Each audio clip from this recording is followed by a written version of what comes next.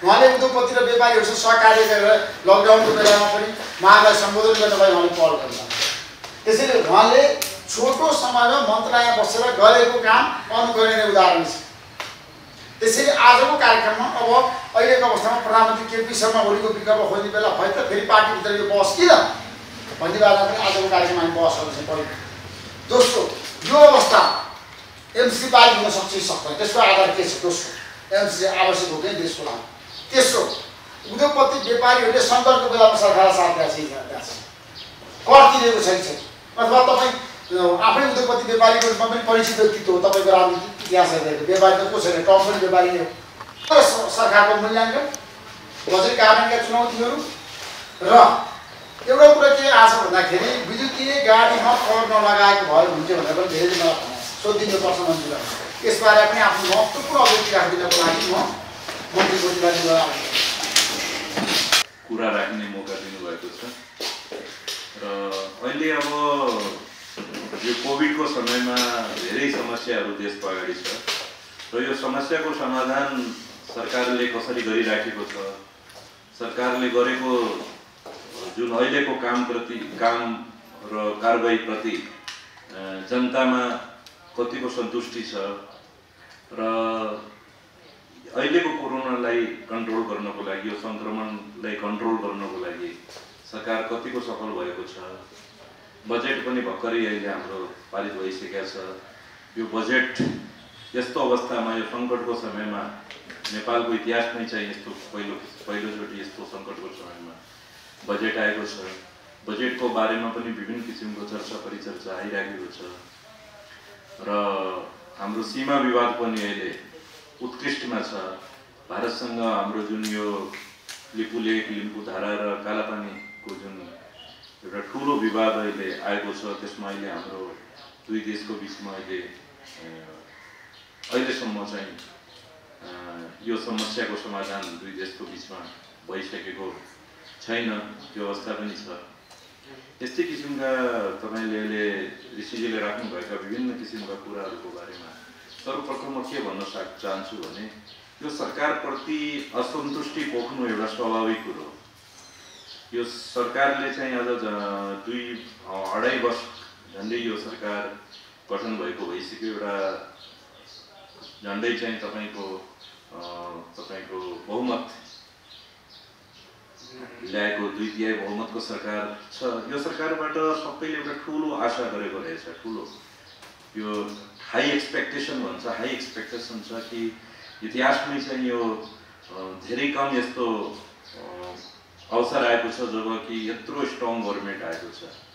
यो एउटा 2/3 बहुमतको नजिक पुगेको यत्रो स्ट्रङ गभर्मेन्ट भएको सरकारसँग धेरै ठुलो आशा हुनु पनि स्वाभाविक थियो।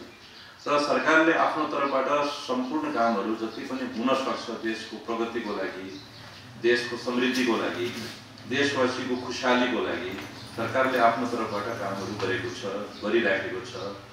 तर जादुको छडी सरकारको हातमा हुँदैन। सरकारले तुरत्तै चाहिँ अब देशलाई समृद्धि नै बनाइदिने, तुरत्तै अहिले यो 2-3 वर्षमै अब यो पुरानो हाम्रो विकृतिहरू यहाँ छ, पुरानो हाम्रो आर्थिक समस्याहरू अहिले छँदैछ।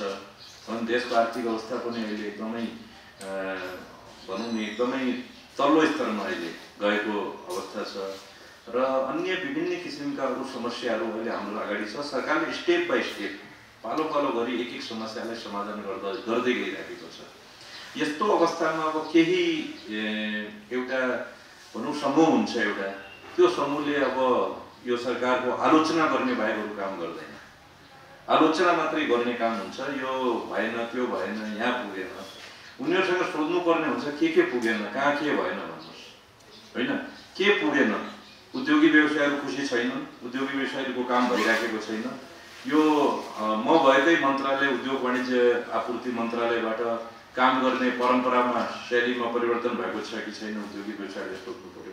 आपूर्ति व्यवस्थामा परिवर्तन भएको छ कि छैन, भ्रष्टाचारलाई कन्ट्रोल गरिएको छ कि छैन, कालाबजारी र मूल्य वृद्धिलाई रोकिएको छ कि छैन, त्यो कुरा पनि सबले बुझ्नुपर्ने हुन्छ। अहिले आएको बजेटले पनि अब बजेटको आफ्नो लिमिटेसन छ, सरकारसँग सीमित स्रोत साधन छ, राजस्वमा ठुलो ह्रास आएको छ, हाम्रो रेमिटेन्स करिब बन्द नै भइसकेका छ। रेमिटेन्स नआउने अवस्थामा पनि सरकारले जुन अहिलेको समयमा जुन बजेट ल्याएको छ त्यो बजेट आफैमा एउटा सन्तोषजनक बजेट भन्न सकिन्छ। यो बजेटले देशमा निर्माणको गतिलाई रोक्न दिएको छैन। यो बजेटले उद्योग धन्दालाई रोक्न दिएको छैन। उद्योग धन्दालाई सुचारू गर्ने, स्वदेशी उद्योगहरूलाई अगाडि बढाउने, महत्त्व दिने, स्वदेशी उद्योगलाई संरक्षण गर्ने एउटा व्यवस्था गरेर यो बजेट आएको छ। यो बाहेक देशलाई समृद्ध बनाउनतिर सरकारको जुन एउटा परिकल्पना, सामान्य प्रधानमन्त्रीजीको एउटा परिकल्पना, यो देशलाई समृद्ध बनाउँछौँ, यो देशमा हामी नयाँ वस्तुहरूको आविष्कार गर्छौँ, हामी नभएकै हाम्रो पानी जहाजदेखि रेलवेसम्मको हामी एउटा जुन ठुलो परिकल्पना, महत्त्वकांक्षी परिकल्पना सामान्य प्रधानमन्त्रीले गर्नुभएको छ, त्यो पुरा गर्नको लागि हाम्रा अहिलेसम्म देशमा एउटा मात्रै अन्तर्राष्ट्रिय विमानस्थल थियो। अब यो 3वटा विमानस्थल बनाउने, 2टा अझ थप्ने गरेर चाहिँ यो बजेटले जुन त्यसलाई प्राथमिकतामा राखेको छ, यो महत्त्वपूर्ण कुरो छ। त्यो बाहेक अरू क्षेत्रका विमानस्थलहरूलाई पनि हामी स्तरोन्नति गर्दै बजेटले चाहिँ अब सडक निर्माणदेखि लिएर भौतिक निर्माणहरूको आधारहरू तयार गर्दै यो बजेट चाहिँ अगाडि बढिराखेको छ। यो बजेटलाई पनि दोषारोपण गर्ने एउटा अवस्था आएको छ, दोषारोपण भइराखेको छ।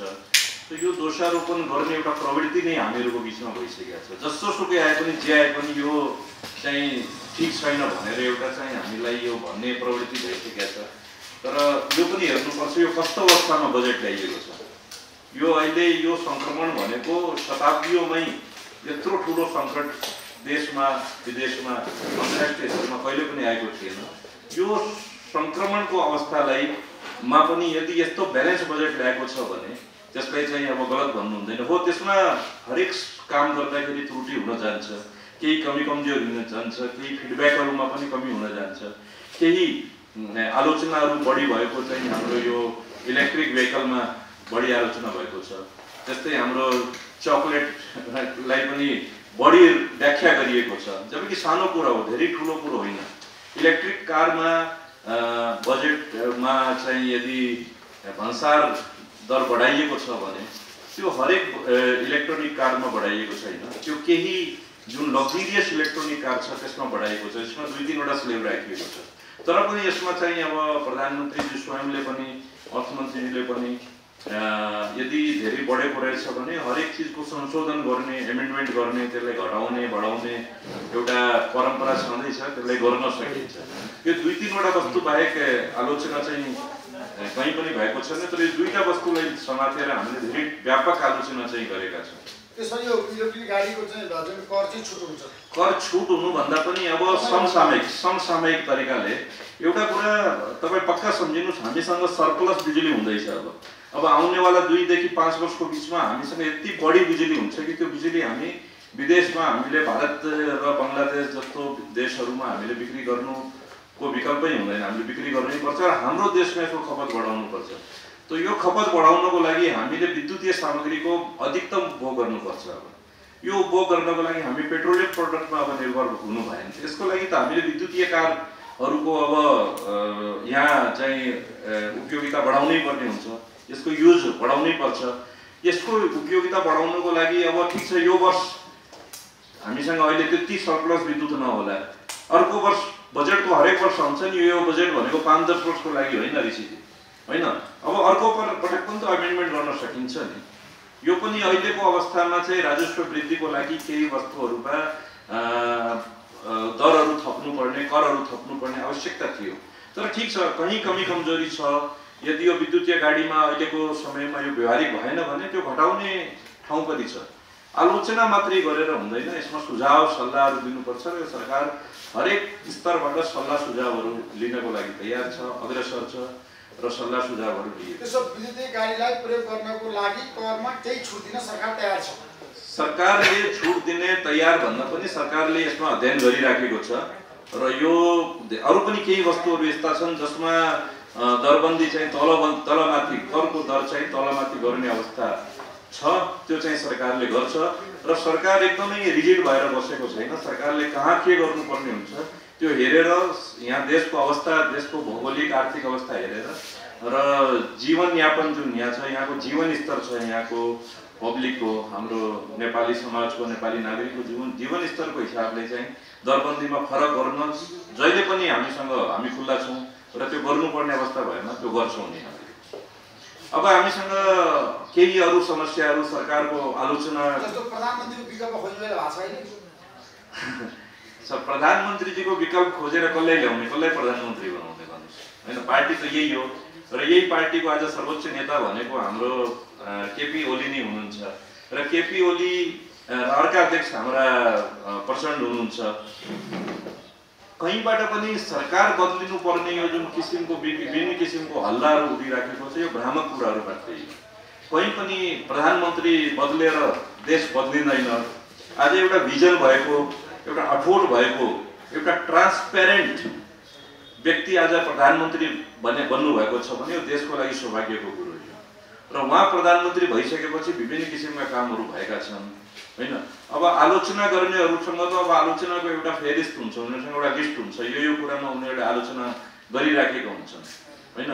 त्यो कहिले पनि 100% सन्तुष्ट कसैलाई पनि गर्न सकिँदैन। एउटा सानो कुराले पनि अब यत्रो राम्रो बजेट आएको छ, त्यसमा एउटा चोकलेटको कुरा उठाएर यत्रो ठुलो बाउन्डर मचाइएको छ, जस्तो यो के न के भइहाल्यो कि ध्वंसै भइहाल्यो देशमा, जस्तो कुराहरू पनि आएका छन्। ठिक छ, यो केही कमी कमजोरी हुनसक्छ। मेरो पनि अर्थमन्त्रीसँग कुरा भएको थियो, सचिवसँग पनि कुरा भएको थियो। केही कमी कमजोरी छ, यदि केही त्यस्तो छ भने त्यो जहिले पनि त्यो संशोधन हुनसक्छ, त्यो एमेन्डमेन्ट हुनसक्छ। अब प्रधानमन्त्री नै बदलिनुपर्छ भन्ने यस्तो कुराहरू यदि देशमा आउँछ भने यो दुर्भाग्य हो देशको। 2 वर्ष 3 वर्षमा प्रधानमन्त्री बदलेर हामीले हेरिसकेका छौँ योभन्दा अगाडि। अब देशलाई समृद्ध गर्नु छ भने अब यस्ता हामी निम्न कुराहरूको यो यस्तो किसिमको सोच हामीले बदलिनुपर्छ। सबभन्दा पहिले हामीले हाम्रो मानसिकता बदलिनुपर्छ। हाम्रो मानसिकतामा परिवर्तन आउनु सबभन्दा बढी जरुरी छ। प्रधानमन्त्री बदलेर, मन्त्री बदलेर, राष्ट्रपति बदलेर यस्तो कुराहरू गरेर यदि देश बदलिने हो भने ठिक छ, सबैजना छोडिदिन हामी तयार छौँ। तर त्यसको ग्यारेन्टी हुनु पर्यो कि यो भइसकेपछि देश समृद्ध भइहाल्छ। प्रधानमन्त्रीजीले छोड्न बित्तिकै यो देशलाई अर्को कोही पनि आएर देशलाई समृद्ध गरिदिन्छ, त्यो ग्यारेन्टी कसैले दिन सक्छ? प्रधानमन्त्रीजीले एउटा राम्रो क्वालिटीको काम गरिराख्नु भएको छ, ट्रान्सपेरेन्ट भएर काम गरिराख्नु भएको छ। भ्रष्टाचारलाई म निर्मूल पार्छु भनेर उहाँले भनिराख्नु भएको छ, तर उहाँको हातमा जादुको छडी छैन। यदि कसैले भ्रष्टाचार गरेको छ, केही गलत गरेको छ भने त्यो प्रमाणसहित आउनु पर्यो। प्रमाणसहित प्रमाणै आइराखेको छैन। सोलिड प्रमाण आउनु पर्यो। यो प्रमाण आएपछि प्रधानमन्त्रीजी आफै भन्नुहुन्छ कि यदि प्रमाणित भयो भने म कसैलाई पनि छोड्दिनँ, मेरो जुनसुकै मन्त्री होस् या ब्युरोक्रेट होस् या म आफै हुँ।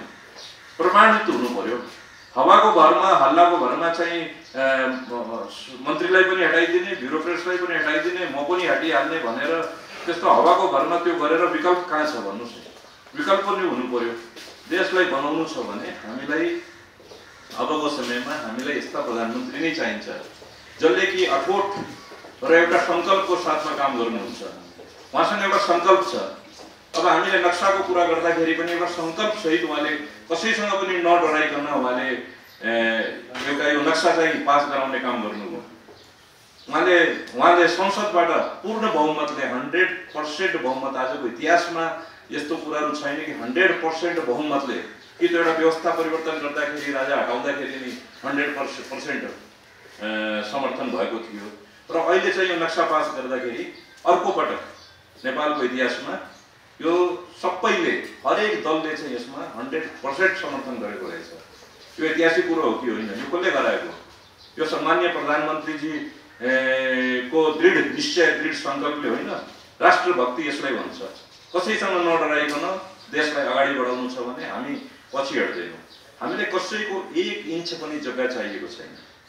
हामीले कसैको भूमि चाहिएको छैन। हामी आफूमा सन्तुष्ट छौँ। तर हाम्रो भूमि अरूलाई हामी दिन सक्दैनौँ।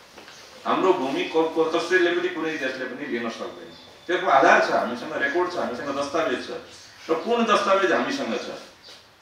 अन्तिम दस्तावेज पनि हामीसँग छ। सुगोली सन्धिको जुन 1817-18 को सन्धि जुन छ, त्यो सन्धिमा त स्पष्ट रूपमा चाहिँ लिम्पियाधुरा, तपाईँको लेपुलेख 1816 को कालापानी, यो सब त भारतको भूभागमा पर्छ। यदि त्यो सन्धि नमान्ने हो भने त फेरि हामीले अरू भूभाग आउँछ हामीसँग, टिस्टादेखि लिएर अरू पनि भूभाग हाम्रो हुन्छ। फेरि त्यो सन्धि यदि मान्य होइन भने त अरूलाई धेरै घाटा हुन्छ। तर यसमा एउटा कुरा के आउँछ भने यहाँ विभिन्न किसिमको भ्रमहरूको के फैलाइरहेको छ भने भारतले अब नेपालसँग सम्बन्ध राम्रो राख्दैन। भारतले अब नेपालमाथि विभिन्न किसिमको के भन्छ यो जुन हाम्रो सन्धिहरू छन्, पुरानो सन्धिहरू, त्यसमा फेरबदल गर्छ। भारतले नेपालसँगको व्यापार रिस्ता, व्यापारको रिलेसन जुन छ त्यो घटाउँदै जान्छ, त्यो बन्द गरिदिन्छ। भारतले नेपाललाई दिने सुविधाहरू हटाउँदै जान्छ। यो भ्रामक कुराहरू छ। भारत पनि एउटा ठुलो देश हो, एउटा ठुलो डेमोक्रेटिक देश हो, ठुलो लोकतन्त्र हो, विश्वकै सबभन्दा ठुलो लोकतन्त्र हो। भारतले यस्तो काम गर्दैन कहिले पनि। हो, अहिलेको समयमा भारतले पनि भनिराखेको छ, भारतको सरकारले पनि भनिराखेको छ कि अहिलेको समयमा चाहिँ यो उचित समय होइन। अहिले हामीहरू सङ्घर्षरत छौँ कोभिडलाई हटाउनलाई, कोरोनालाई हटाउनलाई। हामी सङ्घर्ष गरिराखेका छौँ, दुईटै देशले सङ्घर्ष गरिराखेको छ। अलिकति यसबाट हामीहरू फ्री भएपछि समाधान हुन्छ। यो बाइलेटरल कुराबाट समाधान हुन्छ। दुईटा देशको दाजुभाइको सम्बन्ध छ। यो दाजुभाइको सम्बन्ध यो सानो सानो कुराले कहिले पनि टुट्दैन। भारत र नेपालको यो भन्दा अगाडि पनि विभिन्न कुराहरूमा मतभेद नभएको होइन, मतभेद भएको हो। तर यस्ता मतभेदले रिलेसन त टुटेको छैन नि। दाजुभाइको रिलेसन कहिले पनि टुट्दैन। यो रिलेसन टुट्ने कुरो पनि आउँदैन। यो एउटा विशिष्ट रिलेसन छ, विशिष्ट सम्बन्ध छ भारत र नेपालको। यो सम्बन्ध यो सानो सानो कुराले टुट्दैन र हामी यसमा ढुक्क हुँदा हुन्छ। यो जनतामा पनि भ्रम नफैलियोस् कि भारतले नेपाललाई नाकाबन्दी गर्छ या के गर्छ भन्ने जुन यो मिडियाहरूमा पनि र विभिन्न किसिमको कुरा छ। म मिडिया पर्सनहरूलाई, तपाईँलाई पनि म अनुरोध के गर्न चाहन्छु भने यस्तो भ्रामक कुराबाट जनतामा एउटा ठुलो विद्वेषको भावना पैदा हुन्छ। भारत र नेपालको जनताको बिचमा विद्वेष हुनु हुँदैन र यो विद्वेष भयो भने पछि गएर ठुलो उच्च स्तरले सरकारका उच्च अधिकारीहरूले पछि गएर बसेर वार्ता गरेर यो कुरालाई सुल्झाउन धेरै गाह्रो हुन्छ। पब्लिकली यो कुरा धेरै अगाडि बढ्यो भने पछि सल्टाउन गाह्रो हुन्छ। कहीँ न कहीँ कन्फ्युजन छ, कहीँ न कहीँ कमी कमजोरी छ। त्यो कमी कमजोरी दूर हुन्छ। कमी कमजोरीको लागि नै वार्तालाप हुन्छ, नत्र वार्ता गर्नु जरुरी छैन। यो वार्ता किन हुन्छ भने कहाँ के कमी कमजोरी छ, कहाँ समस्या छ, किन भएको छ। यो यत्रो ठुलो समस्या यति वर्षपछि अहिलेसम्म नआएको यो हाम्रो भूभागको समस्याहरू, हाम्रो बोर्डरको समस्याहरू, हाम्रो भूमिको समस्याहरू किन आयो। हामी पनि शान्त भएर चुप लागेर बसेका थियौँ। तर त्यहाँ जब बाटो निर्माण हुन थाल्यो, त्यहाँ जब त्यो जग्गालाई कब्जा नै गर्ने अवस्था आयो, अनि हामीले पनि बोल्नु पर्यो, हामीले पनि भन्नु पर्यो हाम्रो नक्सा हो यो, हाम्रो ठाउँ हो यो, हामीले नक्सा पास गरिसकेका छौँ। यसमा कहीँ पनि कन्फ्युज छैनौँ। भारतले पनि यसलाई अन्यथा लिनु पनि हुँदैन। भारत पनि एउटा ठुलो, मैले अघि पनि भने, लोकतान्त्रिक देश हो। वार्ता निश्चय हुन्छ। वार्ताको विकल्पै छैन। वार्ता हुन्छ नि ऋषिजी, वार्ता नहुने कुरै छैन। वार्ता हुन्छ, भइराखेको पनि छ। केही स्तरमा अहिले पनि वार्ता भइराखेको छ, नभएको होइन। केही स्तरमा वार्ता भइराखेको छ। अब यो यस्तो एउटा एजेन्डा हो, यो ठुलो एजेन्डा भएको हुनाले यो चाहिँ उच्चतम स्तरमै वार्ता हुनुपर्ने अपरिहार्य छ। यो उच्चतम स्तरमै दुईटै देशका राष्ट्राध्यक्षहरूको बिचमा यो वार्ता हुन्छ र यो वार्ता भइसकेपछि यो समस्याको समाधान हुन्छ। यो धेरै लामो समय रहँदैन। तर एउटा भ्रम फेरि अर्को के फैलाइएको हुन्छ भने नेपाललाई यो आफ्नो जग्गा प्रमाणित गर्नको लागि अरू देशले चाहिँ भड्काएर नेपाललाई यो तयार गरेछ। यो हास्यास्पद कुरा हो। आफ्नो जग्गाको लागि अरू देशले नेपाललाई किन भन्नुपर्छ तिमी आफ्नो जग्गा माग भनेर? कि हामी राष्ट्रभक्त होइनौँ, हामी देशभक्त होइनौँ? राष्ट्रियता हाम्रो सर्वोपरि एजेन्डा होइन। हाम्रो आफ्नो देश हो यो, हाम्रो आफ्नो भूमि हो यो। यो भूमि हामी कसैले उपयोग गर्न मान्छ भने तपाईँ उपयोग गर्नुहोस्, लिनुहोस् भनेर हामी दिन्छौँ। तर यो भूमि मेरो भनेर कसैले भन्नु सक्दैन। यो नेपालको भूमि हो।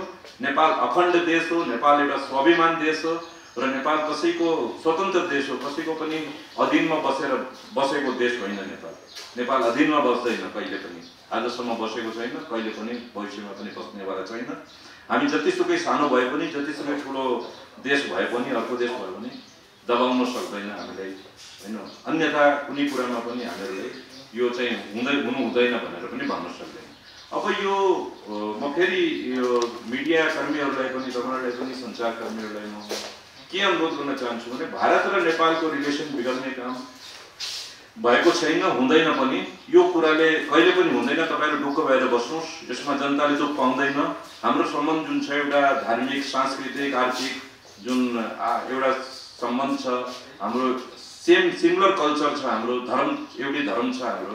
यस्तो अवस्थामा चाहिँ भारत र नेपाललाई को बीचको जुन सम्बन्ध छ त्यो कुनै पनि विषयले चाहिँ खल बनाउन सक्दैन, कुनै पनि अर्को देशले खल बनाउन सक्दैन र कुनै पनि अर्को कन्ट्रीले यसमा मध्यस्थता गर्न खोजे पनि उनीहरूलाई मध्यस्थता गर्नु पर्दैन। हामी दुई देशले वर्तमान प्रधानमन्त्रीको विकल्प छैन नेपालमा। नेपालमा यो कुरा तपाईँ बताउनुहोस् विकल्पमा को छ, तपाईँ नाम बताउनुहोस्। होइन, एकदम विकल्प छैन। अहिले एकदम राम्रो काम भइराखेको छ। हामी पनि सरकारमा छौँ, म पनि एउटा सरकारको एउटा स्ट्रङ मन्त्रालयको एउटा राज्य मन्त्रीको स्तरले काम गर्दैछौँ। काम स्मुथली काम भइराखेको छ। अहिलेको यो जुन 4 महिना 5 महिनाको जुन यो एउटा ठुलो जुन सङ्कटको समय छ, यो सङ्कटको समयमा केही कमी कमजोरी भएको हुनसक्छ। कुनै वस्तुहरू हामीलाई आयात गर्दाखेरि, केही मेडिकल इक्विपमेन्टहरू आयात गर्दाखेरि केही समस्या भएको हुनसक्छ, हतारमा आयात गर्दाखेरि केही समस्या हुनसक्छ। त्यसमा पनि केही कमी कमजोरी छ भने इन्भेस्टिगेसनको विषय छ यो। त्यसको इन्भेस्टिगेसनहरू हुन्छ। इन्भेस्टिगेसन भएमा दुधको दुध पानीको पानी पनि हुन्छ। तर यो बिना प्रमाण यदि हामीले भ्रामक कुराहरू गऱ्यौँ भने यो चाहिँ देशको लागि ठिक होइन। अहिले हामी देशको हितको कुरा गरौँ। अहिले यो सङ्कटको समयमा विश्वको कुनै पनि मुलुकमा यस्तो किसिमको प्रधानमन्त्री हटाउनु पर्यो, सरकार हटाउनु पर्यो, सरकार गिराउनु पर्यो, यो विषय भनेको दुर्भाग्यको कुरो हो। यो कुरा चाहिँ गर्नु हुँदैन। अहिले सङ्कटको समयमा काम गर्नुपर्ने छ। हामी सबै मिलेर हाम्रो देशवासीहरूलाई बचाउँ, हामी नेपालीले बचाउँ। अहिले असङ्ख्य रूपमा नेपालीहरू बेरोजगार भएर विदेशबाट आइराखेका छन्। अहिले यहाँ देशमा भएका हाम्रा युवाहरू पनि अहिले बेरोजगार भएर बसिराखेका छन्। उनीहरूलाई रोजगार दिनु पर्यो। देशमा अब उद्योगीकरण गर्नु पर्यो। देशको आर्थिक अवस्थालाई गतिमान गर्नु पर्यो, हामीले चलाउनु पर्यो, बढाउनु पर्यो। यस्तो अवस्थामा हामी यो सानोतिनो कुरामा उल्झेर प्रधानमन्त्री हटाउने, मन्त्री हटाउने, यो गर्ने यस्तो कुरामा अल्झेर हुँदैन। होइन, यो कुराहरू चाहिँ गर्नु पनि हुँदैन। यो कुराहरू गर्नु देशको लागि दुर्भाग्य हो। यो देश सङ्कटमा भएको बेलामा हामी सबै एकजुट भएर कमी कमजोरी छ भने त्यो कमी कमजोरीहरू तपाईँले सच्याउन लगाउनु पर्यो। तपाईँले भन्न सक्नु पर्यो कमी कमजोरी कोबाट हुँदैन। होइन, सरकार प्रमुखबाट, सरकारबाट पनि, सरकारका मन्त्रीहरूबाट यदि कहीँ कमी कमजोरी छ भने त्यसलाई सल्टाउन सक्छन्। सामान्य प्रधानमन्त्रीले पनि यो कुरा भन्नुभएको छ। यदि कहीँ केही कमी कमजोरी छ भने म सबभन्दा पहिले त्यो कमी कमजोरी हटाउनको लागि म तयार छु। प्रधानमन्त्रीजीले एमसीसी पारित हुनुपर्छ भनेर भन्नुभएको छ। यसमा पनि केही शङ्का उपशङ्काहरू उब्जिराखेका छन्। यसमा अब अरू कन्ट्रीको उद्देश्य के हुन सक्छ, यसमा के गर्न सक्छ भन्ने यसमा व्यापक छलफल भइराखेको छ। छलफल हुनु पनि एउटा स्वाभाविक प्रक्रिया हो र हुनु पनि पर्छ। छलफल भएर यो एकदम हामी सन्तुष्ट हुन्छौँ, त्यसमा केही एमेन्डमेन्ट गर्नुपर्छ भने हामी गर्नुपर्छ। तर एमसीसी जस्ता अन्य योभन्दा पहिले पनि यस्ता प्रोजेक्टहरू नआएका होइनन्। हाम्रो देशमा मात्रै होइन, अरू देशमा पनि, हाम्रो देशमा पनि एमसीसी जस्ता अन्य प्रोजेक्टहरू पनि आएका छन्। यस्ता प्रोजेक्टहरू देशको समृद्धिको लागि, देशको विकासको लागि अत्यावश्यक छ। आज भनौँ हामीलाई अब ट्रान्समिसन लाइन, हामीसँग त बिजुली अत्यन्त अब बढी मात्रामा हामीसँग बिजुली हुन्छ। त्यो बिजुली त हामीले अर्को देशमा बेच्नुपर्छ। तर हामी समर्थ छैनौँ। अहिले ट्रान्सफर्मर, हाम्रो जुन यो लाइन छ, यो हामीले तुरन्तै हामी नै बनाइसक्ने अवस्था हाम्रो छैन। यस्तोमा एमसीसी परियोजनाबाट यदि यस्तो बन्न सक्छ भने, ट्रान्समिसन लाइनको कुरा गरेँ मैले, यदि यो बन्न सक्छ भने यो एउटा राम्रो कुरा हुनसक्छ। तर यसको पछाडि केही खेल हुनसक्छ, केही गेम हुनसक्छ भने त्यो फेरि अनुसन्धानको विषय हो, त्यो फेरि सोचनीय विषय हो। त्यसमा कुराकानी भइराखेको छ। यसमा विभिन्न विज्ञहरूले को सल्लाह लिइराखेका छौँ। यसमा चाहिँ पार्टीभित्रै ठुलो रूपमा अहिले पनि स्थायी कमिटीको मिटिङहरू चलिराखेको छ। त्यसमा चाहिँ ठुलो रूपमा चाहिँ यो एमसीसी आउँदा के फाइदा हुन सक्छ, के बेफाइदा हुन सक्छ भने व्यापक रूपमा छलफल भइराखेको छ। प्रधानमन्त्रीजीले एकलौटी रूपमा एमसीसीलाई पास भइसकेकोलाई पास गरिदिउँ भनेर त भन्नुभएको छैन। यो पास हुनुपर्छ भन्ने उहाँको सोच छ। कसैको पास हुनु हुँदैन भन्ने सोच छ। कसैको एजिडी पास हुनु हुँदैन, केही यसमा संशोधन गरेर एमेन्डमेन्ट गरेर पास हुनुपर्छ भन्ने कुरा आइराखेको छ। यस्तो समयमा चाहिँ हामी सबैले मिलेर यदि यो देशको लागि, हाम्रो लागि यदि यो यसबाट हामीलाई लाभ हुन सक्छ, फाइदा हुन सक्छ भने एमसीसी एउटा उचित प्रोजेक्ट हो, देशको लागि आवश्यक प्रोजेक्ट हो। यसको लागि हामी नेपाललाई हामी अगाडि बढाउनको लागि यसले ठुलो सहयोग पनि गर्न सक्छ। अब यसमा विभिन्न किसिमको कुरा आउँछ। यसको पछाडि चाहिँ अर्को मनसाय पनि अमेरिकाको छ कि केही छ भन्ने यो चाहिँ अनुसन्धानको विषय हो। यो विज्ञहरूदेखि लिएर हाम्रा सरकार प्रमुख, ठुला हाम्रा सरकारी निकायहरूले यसबारेमा अहिले छलफल गरिरहेछ। विपक्षी विभिन्न दलहरूबाट सर्वदलीय मिटिङहरू पनि यसको बारेमा भइरहेछ। सबको धारणा लिएर सहमतिमा जनमत छ र तर सहमतिमा काम गर्नु पर्छ भनेर प्रधानमन्त्रीजीको पनि यो पनि विचार छ। एमसीजी पारित त हुन्छ होला, यो अलिकति केही अमेन्ड गरेर भए पनि अहिले चाहिँ यो पार्टीभित्र पनि छलफल चलिरहेछ र सर्वदलीय छलफलहरू पनि बेला मौकामा भइराखेको छ र यो खास गरेर धेरै महत्त्वपूर्ण विषय र यो दुई देशको सम्बन्धको विषय पनि भएको हुनाले र अरू देशहरूको चासो पनि यसमा भएको हुनाले यसमा हामी एकदम संयमतापूर्वक र यसमा बहुत गम्भीर भएर नै डिसिसन लिनुपर्छ। त्यो भएर सम्माननीय प्रधानमन्त्रीले हरेक वर्गसँग यसबारेमा अहिले कुरा गरिराख्नु भएको छ। त्यो छलफल अब यो स्थायी कमिटीको मिटिङपछि पनि छलफल टुङ्गेपछि प्रधानमन्त्रीजी एउटा निर्णायक मोडमा पुग्नुहुन्छ र यो एउटा निर्णय लिन्छ, पछि यो संसदमा यो कुराहरू पेश हुन्छ भन्ने मलाई लाग्छ। अब हाम्रो देशलाई म पुनः भन्न चाहन्छु, हाम्रो देश समृद्ध हुन्छ, हामी समृद्ध छौँ, हामी गरिब मुलुक होइन। हाम्रो मानसिकता हामीले परिवर्तन गर्नुपर्छ। हामी कहिले पनि हामी कुनै पनि क्षेत्रमा हामी गरिब छैनौँ। हामी अहिले हामीसँग 2500 लाख हामीसँग अहिले हाम्रा युवा जनशक्तिहरू बेरोजगार भएर आउँछन्। यहाँ तिनीहरूलाई अहिले रोजगारी दिने अवस्था आउँछ। यो रोजगारी दिनको लागि हामीले अब एउटा व्यापक रूपमा अभियान चाल्नुपर्ने हुन्छ। हामीले ठुलो उच्च मानसिकता राख्नुपर्छ। अब यो सानो मानसिकताले यो देशलाई हामी परिवर्तन गर्न सक्छौँ र हाम्रा युवाहरूलाई हामीले अब बेरोजगार युवाहरूलाई हामीले रोजगारी दिन सक्छौँ। देशको इन्डस्ट्रियलाइजेसनलाई हामी बढाउन सक्छौँ। संकीर्ण मानसिकताले कहिले पनि हुँदैन। हामीले आफ्नो मानसिकता चेन्ज गर्नै पर्छ, विल पावर बढाउनै पर्छ, सबैजना एकजुट हुनुपर्छ होइन। यो जहिले पनि सरकार बनाउने, ढाल्ने, बिगार्ने होइन यस्तो कामहरू गरेर भ्रामक कुराहरू छरेर जनतालाई भ्रममा पारेर यो देश कदापि बन्न सक्दैन। अब देशलाई बनाउनु छ, त्यसको लागि हाम्रो मन्त्रालयले पनि उद्योग वाणिज्य आपूर्ति मन्त्रालयले पनि उद्योगपतिहरूको समस्या त तपाईहरु उद्योगपतिलाई सोध्नुस्, समस्या समाधान भएको छैन। सरकारले माग सम्बोधन गर्न सकेको उद्योगपतिहरु सरकारले ट्याक्सको कुरा चाहिँ ट्याक्स तिर्न सक्दैन उद्योगपति भनेको छ हैन। ट्याक्स तिर्नु पर्दैन भने ट्याक्स तिर्ने समय पनि बढाइएको छ, बैंकको ब्याज तिर्ने समय पनि बढाइएको छ, बिजुलीको बिल तिर्ने समय पनि त सरकारले बढाइदिएकै छ नि। अहिलेको समयमा जब सबै गतिविधिहरू आर्थिक गतिविधिहरू बन्द छ भने सरकारले पनि यो सब गरेकै छ। तर के छ भने यस्तो अवस्थामा अब सरकारलाई राजस्वको पनि आवश्यकता हुन्छ। एकातिर हाम्रो आयात घटेको छ, निर्यात घटेको छ, देशमा भएका उद्योग धन्दाहरू बन्द छन्, पर्यटन व्यवसाय टोटली जिरो भएर गएको छ, रेमिटेन्सबाट पैसा आइराखेको छैन, हाम्रो हवाई यातायात पनि बन्द छ, सार्वजनिक यातायात बन्द छ। त्यो सम्पूर्ण रूपमा हाम्रो आर्थिक गतिविधि बन्द भएको हुनाले अब कसरी अगाडि बढ्ने, देशको राजस्व कसरी अगाडि बढाउने भन्ने सोचमा सरकार छ।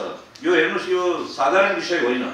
अहिलेको समय भनेको असाधारण समय हो। यो सङ्कट होइन, महासङ्कटको बेला हो। यो महासङ्कटको बेलामा सरकारसँग धेरै अपेक्षा गरेर सरकार गिराउने र ढाल्ने काम मात्रै गरेर पाप लाग्छ। हेर्नुस्, सोच्नु पनि एउटा ठुलो दोष हो। यो सरकार गिराउने, प्रधानमन्त्रीजीलाई हटाइदिने सोच्नु मात्रै एउटा ठुलो दोष हो। यो अपराधी होला। यो ठुलो अपराध हो। यो मात्रै सोचेर हामी देशलाई ठिक छ आउनुस्, को आउँछ, म यो देशको यो सङ्कट तुरन्त हटाइदिन्छु, म कोरोना मुक्त देशलाई बनाइदिन्छु, म देशलाई सिङ्गापुर र युरोपियन कन्ट्रीहरू जस्तो म एकदम समृद्ध 2-3 वर्षमा बनाइदिन्छु भन्ने लक्ष्यको साथमा ग्यारेन्टी लिएर आउनुस्, जनताको अगाडि खडा भएर म यो काम गरिदिन्छु भन्ने मान्छे चाहियो। यहाँ सरकारले हाम्रो सम्माननीय प्रधानमन्त्रीजीले एक सङ्कल्पको साथमा म यो काम गर्छु। अब उहाँको कुरालाई मजाकमा उडाइन्छ, उहाँले भनेकै कुरा उखान टुक्का भनेर भनिन्छ। के देशमा पानी जहाज आउन सक्दैन? पानी जहाजको काम सुरु भइसकेको छैन? के देशमा रेलवे आउन सक्दैन? अरू देशहरूमा कुनै देशमा पनि रेल छँदै छैन। हामी रेलको कुरा गर्न बित्तिकै हाम्रो भित्रमा के हुन्छ, यो रेल आइदियो भने के हुन्छ भन्ने पनि हाम्रो मनमा एउटा, हामी किन आत्मग्लानीमा बसिराखेका छौँ? के रेल ल्याउने कुरा गरेर उहाँले कुनै अपराध गर्नुभएको छ? पानी जहाज ल्याउँछु भनेर उहाँले अपराध गर्नुभएको छ? बेसार भनेको एउटा आयुर्वेदिक औषधि हो। बेसारलाई टर्मरिक भन्छ, हल्दी। बेसार भनेको वास्तवमा आयुर्वेदिक औषधि हो। सम्माननीय प्रधानमन्त्रीजीले आफ्नो एउटा स्पिचमा चाहिँ बेसार खानु राम्रो कुरा हो, बेसारले गर्दा शरीरको इम्युनिटी पावर बढ्छ, हाम्रो जिउको इम्युनिटी पावर बढ्छ, यसले इम्युन पावर बढाउँछ, यसबाट धेरै बिमारीहरू हाम्रो टाढा हुन्छ। त हाम्रो नेपाली, हाम्रो हिन्दू संस्कृतिमा के छ भने हामीहरू मरमसलाको बढी युज गर्छौँ, बढी प्रयोग गर्छौँ। हल्दी, धनियाँ, खुर्सानी, जिरा, लौङ, अलैँची, जावित्री, जायफल यस्ता विभिन्न आयुर्वेदिक हामी यो जुन छन् यिनीहरूलाई आयुर्वेदिक औषधि भन्छ, जो कि हाम्रो किचनमा हुन्छ। त्यो युरोपियली पिपलको किचनमा त्यो सब हुँदैन। त्यहाँ पिज्जा र बर्गर खाइन्छ, चाउमिनहरू खाइन्छ, त्यहाँ यस्तो आयुर्वेदिक औषधिहरू हुँदैन। त्यो बेसार जस्तो वस्तुको हामीहरू अधिकतम प्रयोग गर्ने भएको हुनाले सम्माननीय प्रधानमन्त्रीज्यूले बेसार खानुस्, बेसार खाएपछि हामीले तुरन्तै यो रोगले केही पनि गर्न सक्दैन। आज हेर्नुस् हामीसँग यति हामीसँग भनौँ नि चिकित्साको व्यवस्था अपर्याप्त भएर पनि आज हाम्रो क्याजुअलिटी कति भएको छ? जम्मा 28-30 जना मान्छे मात्रै मर्या छ। त्यो सरकारले बचाउन सकेको छ। सरकारले यो काम त गरेको छ, खै त यसको प्रशंसा कहीँ पनि भइराखेको छैन। भारतमा 15,000 भन्दा बढी मरिसकेका छ। अरू मुलुकहरूमा त लाखौंको संख्यामा मान्छेहरू मरिसकेका छ। भारत र नेपालमा धेरै फरक छैन, खुल्ला सिमाना छ। यत्रो भारतमा भएका नेपाली नागरिकहरू, भारतीय नागरिकहरू नेपालमा बसेर आइराखेका छन्, जसमा धेरै बढी संक्रमित पनि छन्। त खै त धेरै त मरेका छैनन् त्यसमा। यसको चाहिँ प्रशंसा गर्न सकिएन। यो प्रशंसा गर्नमा कन्जुसी किन हुन्छ? हामी विरोध मात्रै गर्छौं, हामी आलोचना मात्रै गर्छौं, तर राम्रो कामको प्रशंसा पनि गर्दैनौं। अहिलेको समयमा आपूर्तिको व्यवस्था यस्तो राम्रो भएको छ। यो 3 महिनाको पिरियडमा यो भन्दा अगाडि पनि यो देशमा चाहिँ संकटहरू नआएको होइनन्। भूकम्प पनि आएको थियो, बाढी पनि आएको थियो, पहिरो पनि जान्छ, विभिन्न किसिमका नाकाबन्दीहरू पनि भएका छन्। तर त्यस्तो संकटको समयमा यस्तो व्यवस्था कहिले पनि थिएन। आपूर्तिको व्यवस्था जुन यसपालि भएको छ, सम्माननीय प्रधानमन्त्री केपी ओलीजीको टाइममा आपूर्तिदेखि लिएर राहत बाँड्ने एउटा अठोट गरेर अगाडि बढ्नु भएको छ। कोही पनि नेपाली एक दिन पनि भोको बस्नु हुँदैन। यस्तो अवस्थामा यस्तो राहत वितरणको काम नेपालभरि, नेपालको कुना कुनामा हाम्रो नेपालमा चाहिँ यो राहत वितरणको कामहरू गर्नु भएको छ। यत्रो यो सरकार अहिले परिचालन भएर हामी औषधिदेखि लिएर आपूर्ति व्यवस्थामा घर घरमा हामीले खाद्य पदार्थदेखि लिएर अत्यावश्यक महत्त्वपूर्ण सामग्री, खाद्य सामग्रीहरू हामी घर घरमा पुर्याउने व्यवस्था गरेका छौँ। यसको प्रशंसा कहीँ पनि हुँदैन। मेरो भनाइ के छ भने गलत छ भने गल्ती भन्नु पर्यो, त्यो एउटा तरिकाले भन्नुपर्छ। हाम्रो देश हो, हाम्रो देशको जनता हो, हाम्रो नागरिक हो। यिनीहरू दुःख पाउनु हुँदैन, हामी सबैको उद्देश्य हो, हाम्रो कर्तव्य पनि हो। सरकार एक्लैले सबै काम गर्छ भन्ने पनि होइन। आफ्नो क्षेत्रबाट हामी सबैले गर्नुपर्छ। जनता दुखी नहोस्, हामी देशलाई समृद्ध गर्नु छ, हाम्रो सबैको जिम्मेदारी छ। यसको लागि हामीहरू चाहिँ सबै मिलेर लाग्नुपर्छ र सरकार एक्लैले के गर्न सक्छ भन्ने भन्नुपर्छ। भद्रगोल भनेको अब यो चाहिँ नेपालको इतिहासमै यस्तो चाहिँ यो एउटा महामारी हो जुन पेन्डेमिक भन्छ, यो नेपालको इतिहासमै पहिलोपटक आएको। त्यसमा हामीलाई पनि धेरै किसिमको अनुभव थिएन। अब बिस्तारै अनुभव हुँदै जाँदा पनि अहिले त भइराखेको छ नि, क्वारेन्टाइन पनि भइरहेछ। अहिले गम्भीर रोगी त धेरै छैनन्। अहिले हाम्रो भेन्टिलेटरमा त धेरै गइसकेका छैनन्। यसमा के सरकारले कन्ट्रोल गरेको छैन? अहिले जम्मा 28-30 जना मात्रै मर्नु भनेको यो सरकारले काम गरेको होइन, सरकारले बचाएको होइन। सरकारले काम गरेको छ, काम गरिराखेको छ। कमी कमजोरी हुन सक्छ, त्यसको लागि आलोचना गरेर सरकार गिराएर अर्को कहीँबाट अर्को भगवानलाई ल्याएर त यहाँ यो देश चलाउन सकिँदैन होइन। अब सम्माननीय प्रधानमन्त्रीजी एउटा ठुलो अठोटको साथमा, सङ्कल्पको साथमा, एउटा ट्रान्सपेरेन्सीको साथमा, एउटा भिजनको साथमा यो देशलाई चलाउनु छ, देशलाई समृद्ध बनाउनु छ भनेर एउटा सङ्कल्प समेत आउनु भएको छ। हामी सबैले मिलेर सहयोग गर्नुपर्छ र यो देशलाई समृद्ध गर्नको लागि हामी सबै एकजुट हुनुपर्छ। हामी सबै नेपाली एकजुट हुनुपर्छ। यो हाम्रो देश हो, यसको अस्तित्व कायम राख्नु छ, यो देशलाई समृद्ध बनाउनु छ, यो देशबाट बेरोजगारी हटाउनु छ। हाम्रो युवाहरूलाई यहाँबाट पलायन हुन दिनु छैन। अहिले हेर्नुहोस्, अहिले पनि 100-150वटा लास चाहिँ अहिले पनि हाम्रो युवाहरूको यहाँबाट बाहिर विदेशी मुलुकमा छ। तिनीहरूलाई यहाँ ल्याउने व्यवस्था सरकारले गरिरहेछ। यहाँबाट गइसकेपछि विभिन्न किसिमको विकृतिहरू हुन्छ। अब हामीले अब रेमिटेन्सबाट कमाउनु छैन, यो देशलाई रेमिटेन्सबाट चलाउनु छैन। हाम्रो युवालाई हाम्रै देशमा राखेर यहाँ रोजगारी दिएर यहाँ उद्योग धन्दाहरू हामीले खोलेर यो देशलाई समृद्ध बनाउनु छ। यसको लागि हामी सबै एकजुट हुनुपर्छ। हस् त, धन्यवाद।